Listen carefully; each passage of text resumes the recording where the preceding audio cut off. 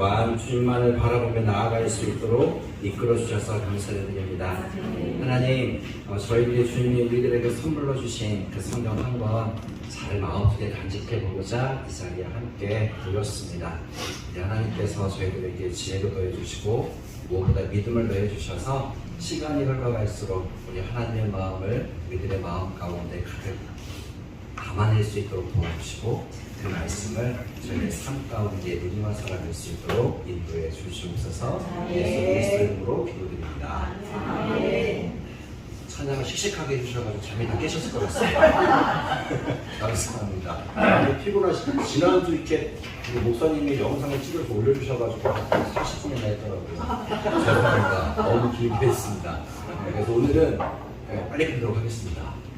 빨리 끝내서 빨리 집에 갈 수 있도록 약속은 못하겠습니다. 노력을 해보겠습니다. 최근에 영화 되게 재밌는 영화가 하나 있었습니다. 저희 이제 홍의봉 선교사님께서 이제 하셔가지고 갑자기 기억이 안 나는데 왕가 사는 남자들, 그게 한번 생각해보면 해보셨으면 좋겠어요. 어떤 생각이냐면 그게 1년 전에 나왔으면 지금처럼 1,700만 가까이 흥행을 했을까요? 1년 전에 나왔다면 모르겠습니다. 알 수가 없죠. 될 수 있고 안 될 수 있고. 근데 왕가 사는 남자가 올해 100히트를 친 이유는 뭐라고 생각하시나요? 1번 감독이 그렇게 유명한 감독 아니었습니다. 이번에 유명해진 감독입니다. 그렇죠. 네, 감정이. 그러니까 어떻게 보면 분위기가 맞아 떨어졌던 것 같습니다. 저희 대한민국이라고 하는 많은 사람들이 가지고 있던 말하지 못했지만 마음속에 가지고 있던 그런 것들을 이 감독이 역사물이었잖아요. 역사물, 그 전에 있던 역사물 똑같은 반중 이야기를 하면서도 그 되게 그 왕 측에서 길었던 권력을 가지고 있는 피리리는 나는 싸움과 같은 걸 표현하는 건 맞지만 흥도였나요? 어몽도였나요? 하여튼 그분이요.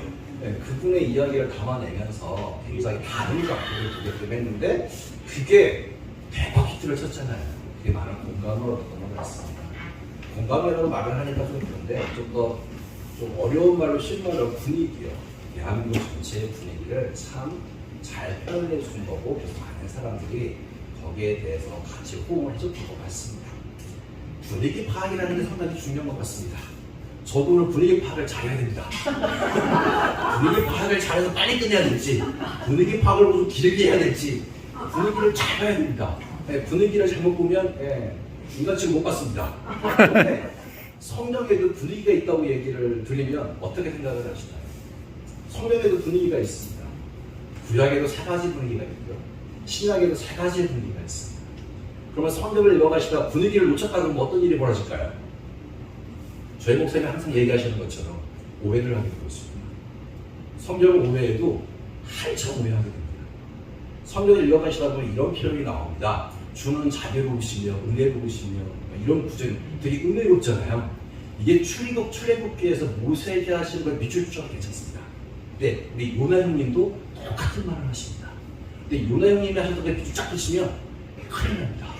우리 요나 형님은 하나님의 은혜롭고 자비로우시며 노하기를 더디하신다는 그 표현을 가지고 하나님을 존경하는 표현이었습니다. 그런데 요나서를 읽다 거기 밑줄 쫙 붙고 오늘 제가 은혜 받았습니다. 하나님은 노하기를 더디 이렇게 묵상을 하시면 표면적으로 볼 때는 그럴 수 있겠다고 하지만 성경 전체를 보게 되어지면 분위기 파악을 못해서 요나 형님과 함께 하나님을 조롱하는 데 같이 앞장서게 되었습니다. 그래서 성경도 분위기가 있습니다. 그래서 구약 성경을 읽어가시다 보면 가장 큰 분위기는 제사장 나라입니다. 제사장 나라를 가지고 제사장 나라가 이런 거야, 이런 가치를 가지고 있어 라고 표현했던 부분을 저희는 모세 오경의 분위기라고 이야기를 합니다. 그리고 나는 제사장 나라로 살고 싶지 않아, 나는 갑질하는 인생을 살고 싶어. 그게 왕들이었습니다. 저는 좀 부럽긴 합니다. 저의 인간적인 버킷리스트 중에 한 가지가, 죄송합니다, 갑질해보는 겁니다. 저는 진짜 갑질하면 제대로 한번 해보고 싶습니다. 그러니까 이게 수준적인 갑질 말고요, 제가 알고 있는 최고의 갑질은, 제가 꿈꾸는 버킷리스트는 저기 내부로 날아가는 비행기 있잖아요, 그거 회항시키는 거예요.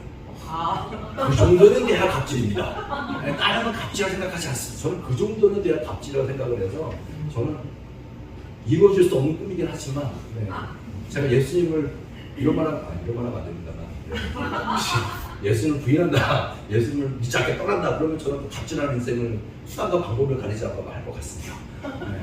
그렇게 될 일은 거의 없는 것 같습니다. 버킷리스트입니다. 근데 제국으로 나간다라고 하는 왕들은 그런 갑질입니다. 모든 것들을 때려 뽀개겠다고 하는 거, 그 모든 것들을 전부 다 내가 가지고 가겠다라고 외치는 겁니다. 그런데 그 모습을 바라보면서 왕들을 향하여서 그렇게 사는 거 아니야.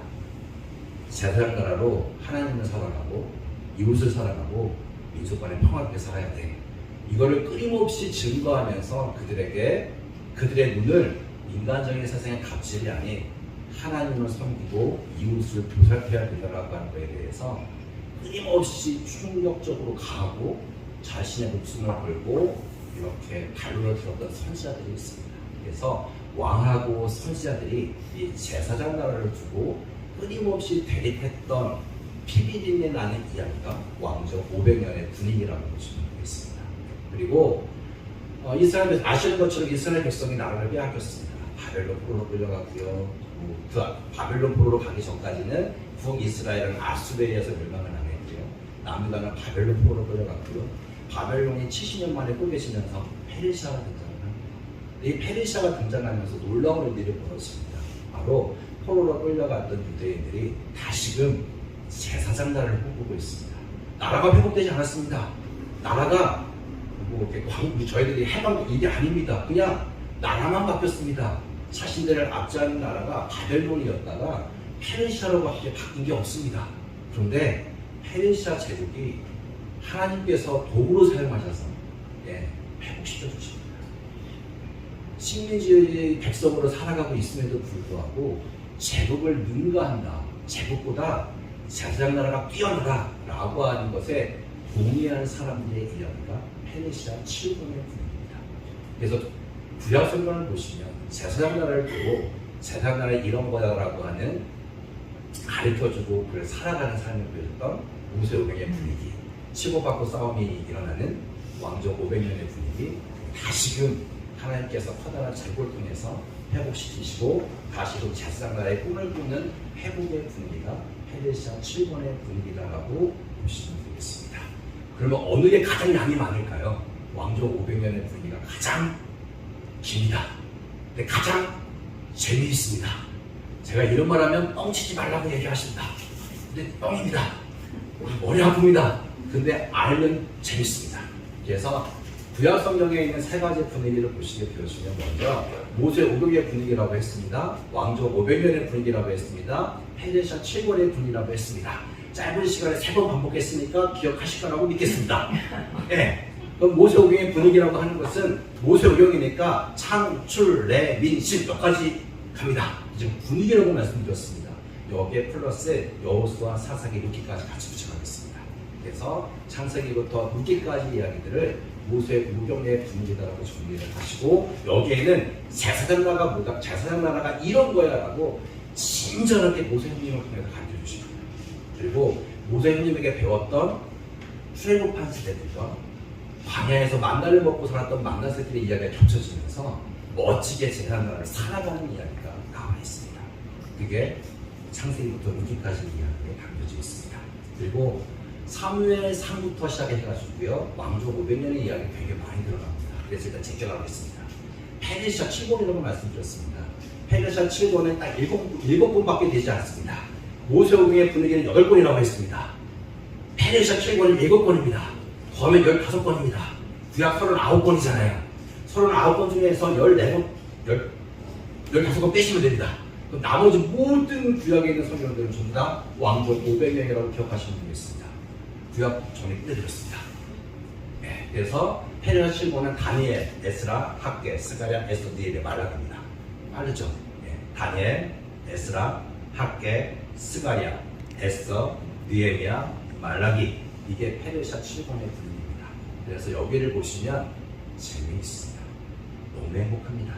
근데 그 행복한 과정 속에 피비린내가 굉장히 많이 나고 굉장히 믿음으로 열심히 살아가는 이야기를 저희 바라볼 수 있습니다. 왕조 500년은 굉장히 많은 소년식이 들어가 있는데요.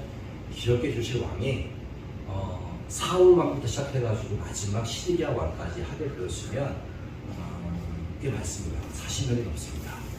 그 정도로 외우실 수 있으시잖아요. 그래서 시간이 많으시고 나는 외우는 거 자신 있다 그러시면 왕을 다 외우시면 되겠습니다. 근데 저같이 외우는 건 정말 싫다 하시는 분은 이렇게만 외워주시면 됩니다. 한번 제가 읽어드리겠습니다. 사이다, 솔여르, 호이시만 기억해 주시면 되겠습니다. 굉장히 재밌죠? 사이다, 솔여르, 호이시. 나중에 표로 보여드리겠습니다. 네, 오늘은 그냥 이야기로 들어주세요. 사이다, 솔여르, 호이시만 기억하시면 왕정 500년의 모든 역사가 끝납니다. 거기에 피디들이 나는 재밌는 이야기, 저희가 왕과 사는 남자를 보면서 감명 깊게 봤던 것처럼 그 안에 다 담겨 있습니다. 사이다, 솔여르, 호이시입니다. 그 안에 이제 왕들과 함께 저희가 알고 있는 이사야라든지 예레미야라든지 그런 선지자들은 이렇게 같이 집어넣어서 이렇게 이야기를 정리하시면 좋겠습니다라고 하는 이야기는 추후에 이야기를 드리겠습니다. 가끔 이렇게 물어보십니다. 그럼 이렇게 나눠지는 분기점이 확실한 데가 있습니까? 네, 있습니다. 성경을 보시게 되었으면 사무엘 사는 중 이어가시다 보면 재밌는 이야기가 나옵니다. 한나 이야기가 나오고요. 사무엘이 등장하게 되었습니다. 근데 사무엘이요, 나이가 많아졌습니다. 사무엘이 블레셋이라고 하는 압제 속에 있던 이스라엘 백성도 구원하는 일이 있었거든요. 근데 구원도 되게 재밌게 있었습니다. 하나님의 능력으로 말미암아 했습니다. 미스바에 모여서 기도를 했더니 하나님께서 회복시켜 주셨습니다. 그걸 경험한 사람들이 나오는 이야기가 사무엘상 1장부터 10장까지 나옵니다. 사무엘이 나이가 많이 들었습니다. 이제 죽음을 눈앞에 두고 있었습니다. 근데 사무엘의 어떤 통치와 사무엘의 가르침을 좋게 여겼던 백성들이요, 뒤돌아서 버립니다. 이유는 딱 한 가지였습니다. 사무엘의 자식들을 봤더니 사무엘 같지 않았습니다. 우리를 가르치는 데 있어서, 우리를 통치하고 우리를 하나님 앞에 이끌어 가는 데 있어서 많은 부족함이 보인다라고 백성들을 판단했던 것 같습니다. 그래서 사무엘에게 이야기를 합니다. 어떤 이야기였냐면 우리에게 왕을 달라라고 이야기합니다. 근데 사무엘이 그 얘기를 듣고 나서 기가 막혔습니다. 왕을 달라고? 한번 생각해 보시겠습니까? 어려움을 처해 있던 백성들을 사무엘이 하나님께 기도하고 백성들이 평화롭게 살 수 있도록 했단 말이죠. 그 앞에 사사기 시대에 엄청나게 힘들게 살았거든요. 그 모든 것들을 극복하고 조금 평화롭게 살 수 있도록 모든 기틀을 만들어서 이끌었던 분이 바로 사무엘이에요. 그렇다면 저희들이 인간의 의리가 있어야 되잖아요. 최소한 그랬으면 한마디 할 수 있잖아요. 사무엘이요, 당신이 나이가 많아 조금 있으면 하나님 품으로 갈 텐데 당신의 자녀들을 봤더니 마음에 들지 않아요. 당신만큼이 못된다 할지라도 우리들이 수용할 수 있을 만큼만 교육을 시키고 우리에게 그 길을 따라갈 수 있도록 좀 해주세요라고 하는 게 인간적인 도리잖아요. 저는 그렇게 생각을 합니다. 그래서 화가 많이 납니다. 그래서 그럼에도 불구하고 이스라엘 백성들은 그렇게 하지 않았습니다. 아니, 우리에게 왕이 필요합니다. 우리 주변에 있는 나라들을 봤더니 왕이 백성들을 위해 전쟁도 나가는 것 같고 왕이 뭔가 백성을 위해서 뭔가 해주는 것 같습니다. 그러니 우리에게도 왕이 필요합니다라고 자신있게 이야기를 던집니다. 근데 사무엘이 그 얘기를 듣고 나서요, 너무 마음이 아팠던 것 같습니다. 그래서 하나님 앞에 나아갑니다. 하나님께 기도합니다. 하나님, 이스라엘 백성이요, 저를 버렸습니다. 그럴 수 있잖아요. 얼마나 마음이 괴롭겠어요. 그런데 사무엘상 8장 7절 이하를 보시게 되시면 8절이 아마 7절인가 8절인가 아마 나올 겁니다. 집에서 꼭 한번 확인해 주십시오. 거기에 되게 슬픈 구절이 하나 나옵니다. 처음에는 그 말씀을 읽었을 때 하나님이 화를 낸다고 생각을 했습니다. 이게 뭐라고? 이것들이 배은망덕하게 나를 보며 이런 괘씸한 놈들이라고 하는 줄 알았습니다. 근데 시간이 지나고 그 뒤에 장을 가만히 봤는데요. 하나님의 그 미소를 참 슬프게 보였어요. 다 연애는 한번 다 해보셨잖아요. 저도 연애하다가 헤어졌습니다 라고 하면 제가 얘기할 때 제가 차였습니다라고 얘기할 것 같습니까? 제가 찼다라고 얘기할 것 같습니다. 웬만하면 존심이 있기 때문에 절대 차임을 당했다고 얘기 못합니다. 내가 찼어라고 얘기를 하죠. 그렇잖아요. 인간적으로 보면 그렇습니다. 내가 차임을 당했다 그러면 되게 쪼잔해 보이잖아요. 뭔가 없어 보이고. 근데 사무엘상 8장 7절 이하를 보게 되었으면 하나님께서 그런 표현을 던지시는 겁니다. 저 인간들이 너무 배운만큼 내가 바로 찼어. 이게 아닙니다. 야, 그들이 사무엘 들어 너를 보느냐? 그들이 나를 보느냐? 라고 툭 던져버렸어요. 이 말씀 너무 무서워요. 제 선망함이 또 하나 있고 아까 갑질은 물건을 한 거고 제 선망함이 있다면 제가 천국 가기 전에 성경을 읽다가 사무엘상 8장 7절 8절을 읽어갈 때 제 눈물자국이 있을 수 있어요. 하나님 아픈 마음. 인간에게 버림받았대요. 이 세상을 창조하신 하나님께서 그거 쓸어버리시면 되는데 쓸어버리지 않냐고 사무엘의 하나에서 내가 버림받았다. 던지시고 그럼에도 불구하고 왕은 이런 사람으로 세우고 왕에게 왕이 지켜야 될 법도를 다시 한번 가르쳐주고 왕이 너희를 지배하게 될 때 어떤 길을 갈지에 대해서 다시 한번 설명을 해주냐. 그럼에도 불구하고 돌이키지 않는다는 것이었습니다. 하나님은 참 사랑이 되게 많으신 분이었어요. 가끔 짜증납니다. 죄송합니다. 불평건할 필요가 있습니다. 너무 마음이 괴롭습니다. 요즘 저기 넷플릭스에 참 교육이라고 그거 너무 통쾌했습니다. 나중에 애들이 주어 패는 게 너무 좋았습니다. 말하는 대로 패는 게 너무 좋았습니다. 자기가 참 마음이 있었는데 너무 잡혀가지고 막 속이 시원했습니다. 근데 성경을 보면 하나님 없으시고 또 죄를 주시고 삶에 있는 그대로 하나님이 왕을 사울이라고 하는 사람을 준비해서 주십니다. 그리고 왕을 선택한 이스라엘 백성이 얼마나 잘못했는지에 대해서도 분명하게 하나님께서는 말씀하시고 수천 명의 죽는 양도 나오게 되었습니다. 그 선택이 얼마나 잘못된지를 하나님이 가르쳐 주셨습니다. 하나님은 사랑의 하나님이십니다. 하지만 공의로운 분이십니다. 귀한 가신 분이십니다. 많이 기다려 주시지만 그들의 대가를 온전히 보여주시는 분이시기 때문에 사랑과 공의가 항상 함께 되어지는 분들을 저희가 보게 되고 있습니다. 그래서 사무엘상 8장 7절 8절을 기점으로 해서 분위기가 확 바뀝니다. 그 앞에는 왕들이 없습니다. 모세오경 분위기 속에서는 왕이 등장하지 않습니다. 아, 그 왕감이 없었던 거 아니에요? 아니요. 사무엘이라고 하는 사람보다 왕이 되고 남은 사람들이 질비합니다. 제가 예를 드리겠습니다. 첫 번째 모세 형님이 압제당을 끌어내셨잖아요. 해방할 때 지도자입니다. 근데 왕이 되지 않겠다고 합니다. 대단한 분이셨습니다. 그리고 모세 형님의 뒤를 이어서 여호수아 형님이 또다시 등장하십니다. 여호수아 형님은 5년이라는 시간 동안 31번의 전쟁을 치르시는데요. 지지 않습니다. 좀 쉽게 말하면 전쟁 영웅이십니다. 전쟁 영웅인데 왕이 안 된다? 역사에 찾아보기 드무신 분이십니다. 모세 형님도 그랬고 여호수아 형님도 그랬고 마지막 자신의 자리에 떠나가면서 백성들에게 뭐라고 이렇게 얘기를 던집니다. 나와 우리 집은 오직 여호와 하나님만 섬길 거야. 그렇게 했던 분들입니다. 왕이 될 수 있는 충분한 자질을 갖고 있음에도 불구하고요, 그냥 제사장 나라의 백성으로 살아가겠다라고 모험을 시작했던 분입니다. 그 2% 부족한 분이 한 분 계십니다. 사사시대에 기동 형님이. 근데 기동 형님도 열심히 전쟁하다가 열심히 좀 그러시기가 좀 2% 부족하십니다. 전쟁을 해서 이기셨습니다.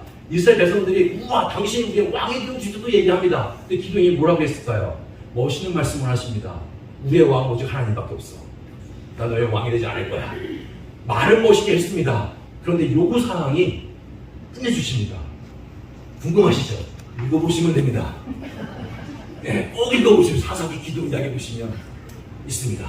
근데 말은 참 멋있습니다. 그래서 제가 이 부족하게 되고 있습니다. 그러니까 말이라도 우리를 통치하는 줄 하는 그런 분들이었습니다.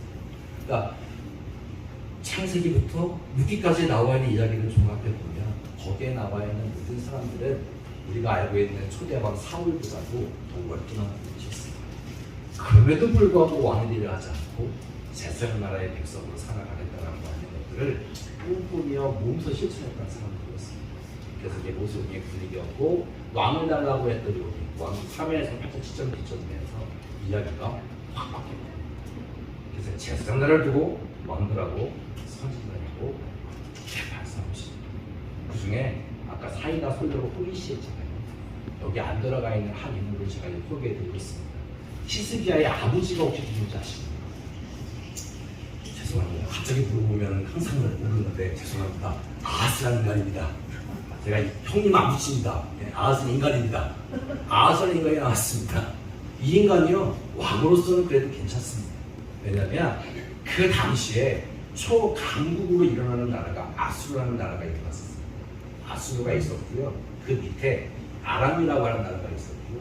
그 밑에 북이스라엘이 있었고 남유다가 있었습니다. 다시 가겠습니다. 아수르, 아람, 북이스라엘, 남유다입니다. 아람과 북이스라엘은 아수르가 제국이라니까요. 제국은 절대 다른 나라에게 평화를 얘기하지 않습니다. 짓밟습니다. 그러면 힘이 센 나라가 때려보기를 쑥 내려와야 됩니다. 그럼 아람하고 북이스라엘은 어떤 마음을 가져야 될까요? 연합입니다. 그런데 북이스라엘 볼 때는 둘보다는 셋이 낫잖아요. 그래서 남유다에게 요청을 합니다. 우리 같이 연합하자. 남유다의 아하스 왕은 어떤 마음이 들까요? 북이스라엘 꼴도 보기 싫어. 상황이 좋지 않습니다. 남유다 입장에서는 싫어라고 이야기합니다. 아하스가 싫습니다. 그러면 북이스라엘 왕의 입장에 어떤 마음이 들까요? 강한 나라와 맞짱 뜰까요? 일단 뒤에 있는 약한 놈으로 때려 뽀갠 다음에 싸우러 갈까요? 아람과 북이스라엘 입장에서는요, 연합해서 아수르랑 대결하고 싶은데 뒤가 너무 허전합니다. 총동을 해서 자기들이 가지고 있는 병력을 다 동원해서 싸워야 되는데 그래야 겨우 막을까 말까 하는 상대가 아수르라는 거죠. 그러니까 같이 싸워야 되니까 힘들잖아요. 근데 뒤가 너무 괴롭습니다. 우리가 전쟁터 나갔을 때 얘들 와가지고 뺏어가면 어떡하지? 그럼 일단은 후환을 없애야 되잖아요. 그래서 아하스를 치러 두 연합군을 보냅니다. 이때 아하스의 선택은 어떻게 해야 될까요? 1번 항복하고 없던 일로 하고 서로 연합해가지고 아수르를 대적한다. 이게 1번입니다. 2번 이제 아하스의 감정이입을 하셔야 됩니다. 2번 이왕 이렇게 된 거 아수르의 도움을 요청해서 이번 기회에 아람과 북이스라엘을 싹 쓸어버리겠다. 왕이시라면 어떤 걸 선택하시겠습니까? 왕으로서 가장 합리적인 선택을 합니다. 그렇게 그 일이 가장 합리적이잖아요. 근데 그 합리적을 안 하고 비합리적인 걸 선택합니다. 아수르의 도움을 요청하고 있습니다. 이게 왕으로서 할 수 있는 합리적인 겁니다. 자기가 힘이 없어요. 힘센 나라를 통해서 뽀개고 뒷일을 나중에 생각해보자라고 할 수 있는 합리적인 선택입니다. 그런데 하나님의 선지자인 이사야가 이거를 외면하겠냐고요. 하나님의 뜻은 여기 있지 않다라고 하는 거. 북이스라엘이 하나님을 향하여 너무 마음 아프게 했고 하나님께서 심판을 하시는데 이번 기회는 북이스라엘까지 하나님이 멸망시켰다고 하는 하나님의 뜻을 알고 있는 이사야의 입장에서 어떤 마음이 들까요? 이미 여기는 하나님이 정하신 바야. 하나님께서 이 세계를 경영하시는 데 있어서 북이스라엘 끝장나는 것 같지만요. 근데 우리는 그 멸망하는 걸 바라보면서 박수치는 게 아니라 우리가 그걸 감명해서 삼아서 하나님 앞에 집중해야 된다라고 이야기를 하는 겁니다. 그래서 왕과 1대 독대를 하십니다. 아하스에게 이야기를 던집니다. 제발 왕이시여 합리적인 판단이 아니라 믿음으로 나오십시오. 하나님께서 정하신 바가 여기까지입니다. 하나님의 세계 통치를 인정하고 나오십시오. 왕이시여 당신의 잔머리 굴려가지고 연합하겠다는 생각을 걷어치우십시오. 이게 믿어지지 않습니까? 징조를 구하십시오 라고까지 친절하게 이야기를 했구나. 근데 우리 아하스라는 인간이요 그 이사야 우리 형님의 간절한 외침 속에 멋있는 대답을 합니다. 이런 대답을 합니다. 이사야여 나는 하나님을 시험하지 않겠습니다. 여기에 밑줄 짝 치고 아멘 하시면 큰일 납니다. 믿음이 없는 모델이 있습니다. 하나님이 계시다고? 에이. 진정 구하라고? 에이. 그냥 끝이야. 아수르의 도움 받으면 끝이야. 하나님의 통치 집어쳐라고 하는 것이 아하스의 선택이었습니다. 그 모습을 바라보는 이사야의 마음, 찢어지게 마음이 아팠지만 하나님의 마음은 어땠을까요? 찢어지게 마음이 아프셨습니다. 근데 하나님께서 막지 않으십니다. 그냥 가요. 진짜 아수르의 도움이 오죠. 아수르는 정의의 사도가 되어서 남유다를 도와줍니다. 그러면 정의의 사도로 왔으니까 깔끔하게 물러났을 거라고 생각하는 건 큰 보상입니다. 아수르는 제국이었습니다. 가장 좋은 거 다 가져가겠다고 합니다. 예루살렘 성에 있는 모든 좋은 거 다 가져가겠다고 합니다. 그리고 우리에게 세금 바쳐라고 얘기했지. 나라가 완전히 남유다도 힘들어지게 되었습니다. 왕들이 힘든 건 괜찮습니다. 먹고 사는 지장이 없을 거니까요.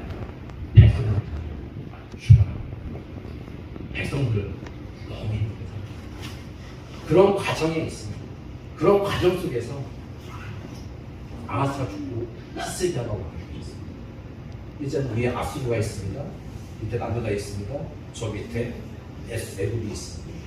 히스기야는 선택을 해야 됩니다. 왕입니다. 백성의 삶을 돌봐야 되는 왕입니다. 어떤 합리적인 판단을 할까요? 아수르는 멈추지 않습니다. 계속해서 이거 하고 있습니다. 계속 좁습니다. 히스기야 어떤 선택을 해야 될까요?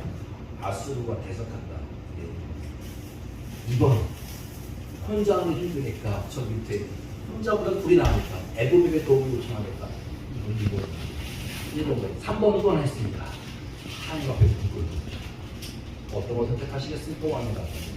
바로 앞에 군사 들고 대포들 대포 없으니까 창 던지고 와가지고 막 외치고 있습니다. 심지어 하나님을 조문까지 합니다. 얘네들이 와서 그런 상황을 눈앞에 보고 있는 히스기야 왕은 처음에는 굴지 않았습니다. 처음에는 애굽에게 도움을 요청하려고 합니다. 이사야님도 어떻게 했을까요? 또 말리시죠.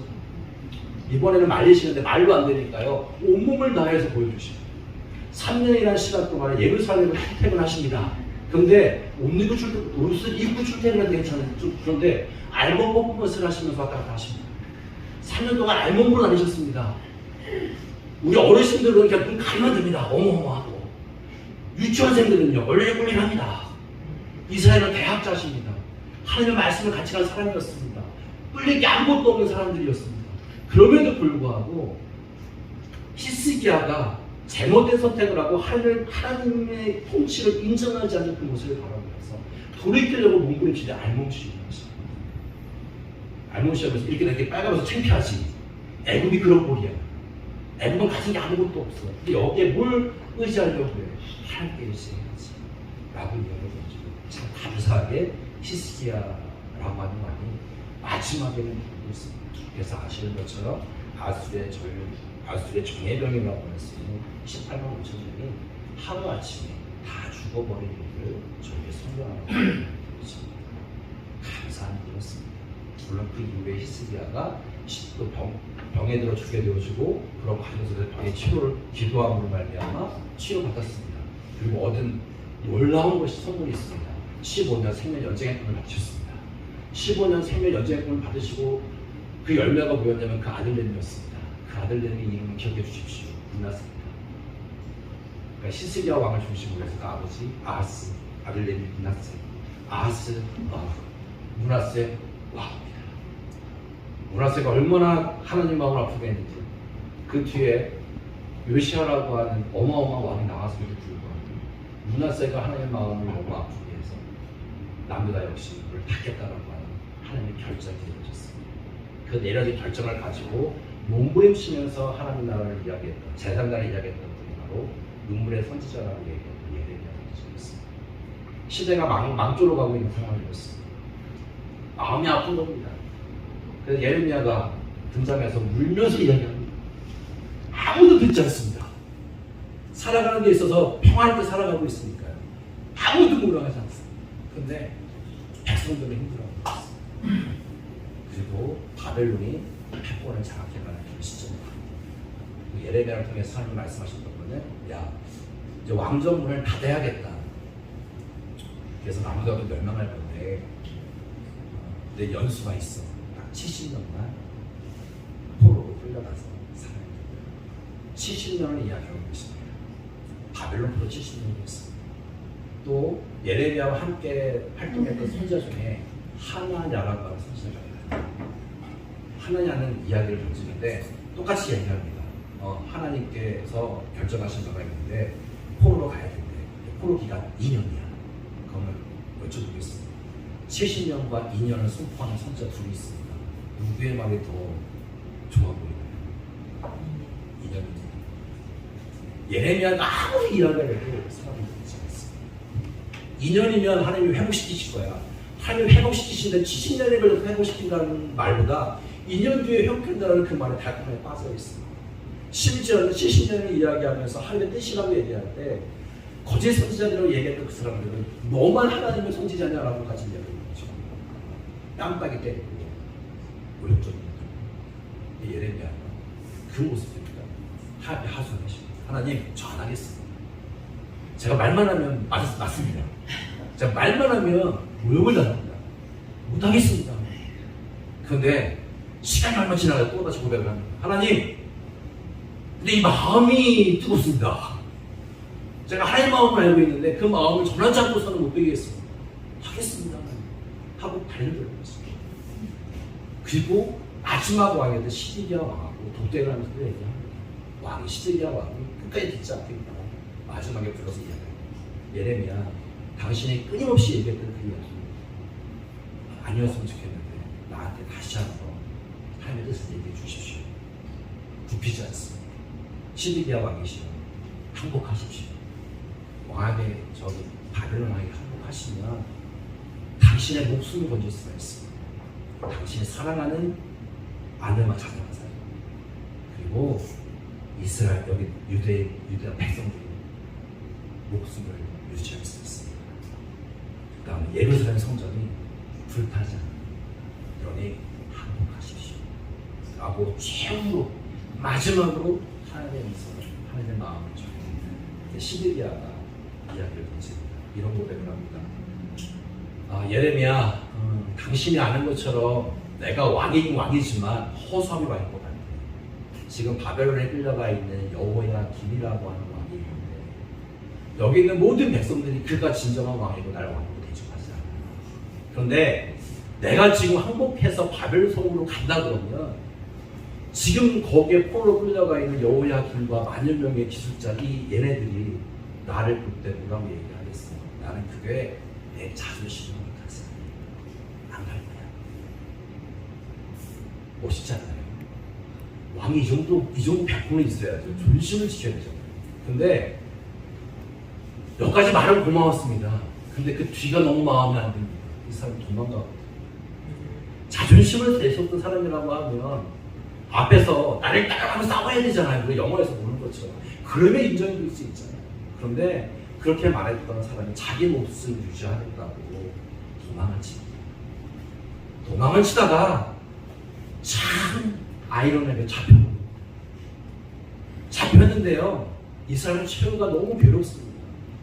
예레미야가 그토록 막고 싶었던 일들이 이걸 보여줍니다. 자기가 가장 사랑했던 자녀가 눈앞에서 참수합니다. 그리고 바벨론 군인이 마지막 내 자식이 죽는 모습을 본 그 눈을 뽑아버립니다.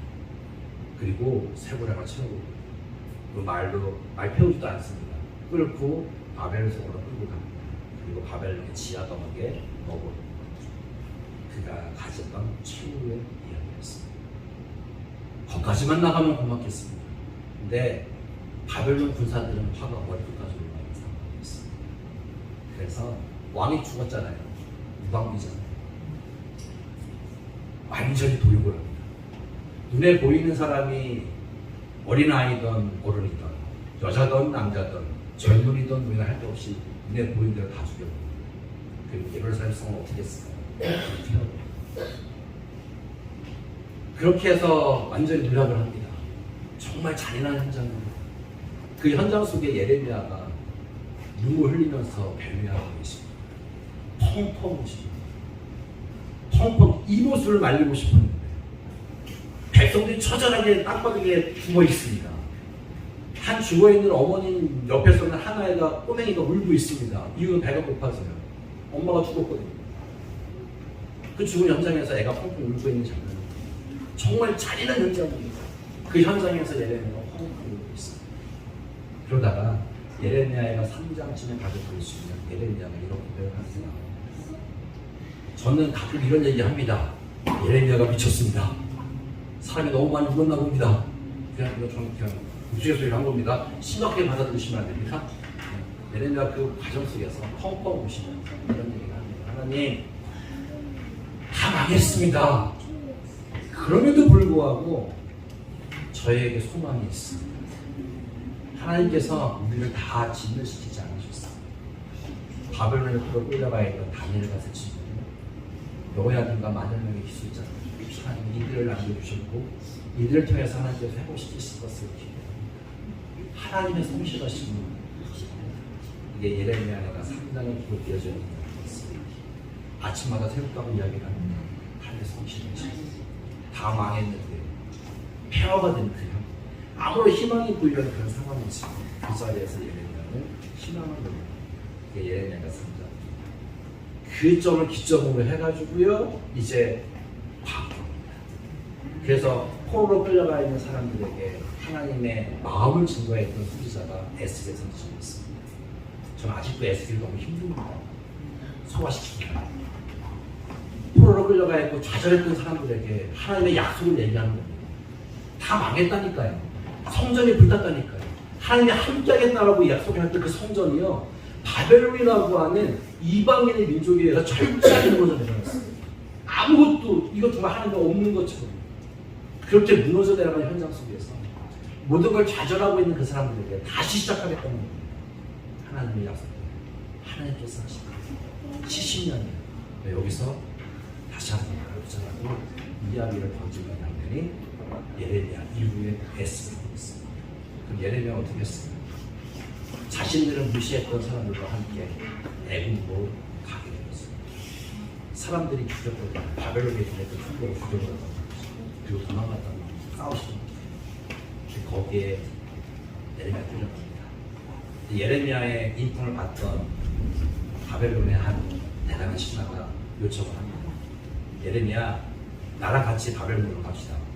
당신의 인품을 받더니 내가 왕에게 당신을 추천하겠어요. 편하게 하십시오. 근데 예레미야는 아닙니다. 나는 하나님의 백성을 위해서 함께 있겠습니다.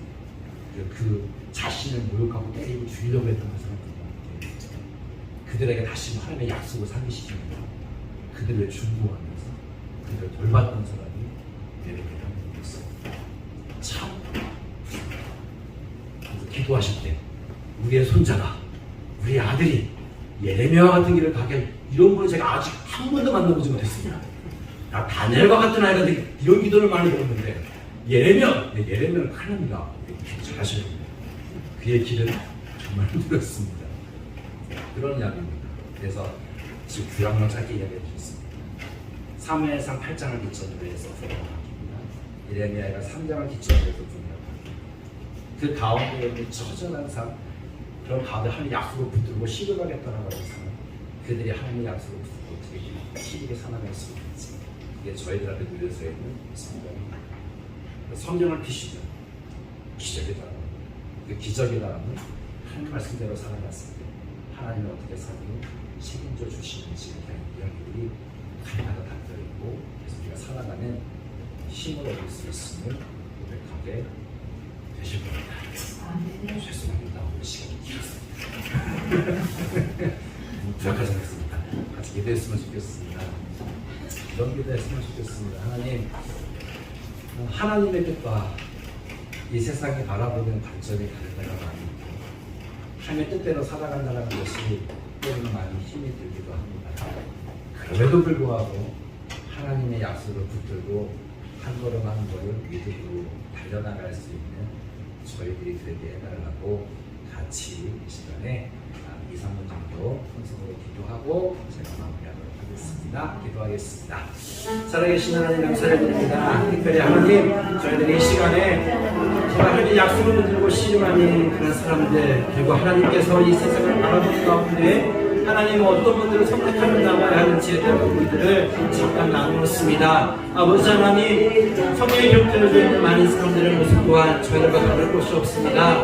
하나님의 약속을 의지하고 살고 하나님 우리 눈앞에 보이는 것들 가장 합리적인 부분들을 따라갈 때가 더 많이 있습니다. 아버지 하나님, 저희들이 하나님 약속을 붙들고 실험하며 달려갈 수 있는 저희 믿음의 실력들이 되어졌으면 참 좋겠습니다. 아버지 하나님, 힘들고 어렵다 할지라도 그 부분을 기꺼이 감내하며 달려갈 수 있도록 도와주시옵소서. 아버지 하나님, 주의 말씀을 붙들고 실험할 수 있는 실력을 저희에게 허락하여 주시옵소서. 저희에게 믿음을 더해 주시어서 아버지 하나님, 어떤 상황이든 어떠한 모습이든 주의 말씀 붙들고 달려갈 수 있도록 도와주시고 인도해 주시기를 원합니다.